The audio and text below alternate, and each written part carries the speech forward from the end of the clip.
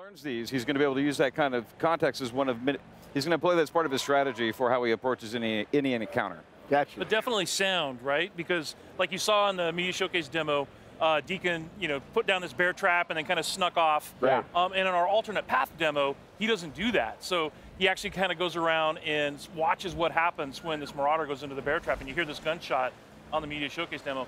If you look at our alternate path footage, you'll see that one of the Marauders actually shoots the other Marauder in the head because he's making too much noise. Oh, wow. Right? So yeah, so it's a pretty harsh world, but that sound traveled, and sound is something that can be really, really dangerous. Gotcha.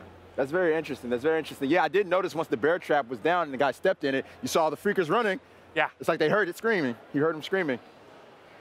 This is looking good. I didn't see all of this footage. I was kind of a little distracted last night during the showcase, but one of the things I really like about this game is it's, we see a lot of open world games out there. It's certainly like a popular genre, but this one, the feel of it is different. It feels more improvisational, I think is the word I'm going for.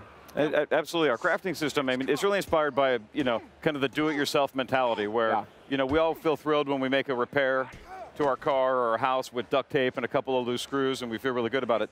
That's Deacon. He's making use of everything he can find in the environment, and they have to scavenge and search for things and employ them in really clever ways. And he has to do it. He has to do it to survive. So like you see right here, this is the same clothesline that Deacon ran into. And when the players are careful and cautious and assume the world's dangerous, they can turn the tables on the bad guys using the same tools that they're using against the player against them. Yeah, so like what you're seeing now is part of the alternate path. Changed up the time of day, changed up the weather. Okay, I was going to say, I didn't remember this from the show. Exactly, because it's colder now, more freakers are coming out, so freakers are stronger when it's cold out. So you really got to be careful when it's snowing. Also, the bike handles differently. It's like if you'd seen the earlier part when Deacon's trying to ride his bike through the snow, it's very, very different. Oh, this is really cool. I didn't realize. Interesting. So here's your meat wall, right? The meat wall there. Yeah. That seems like a pretty smart move, if I'm honest. Yeah, yeah.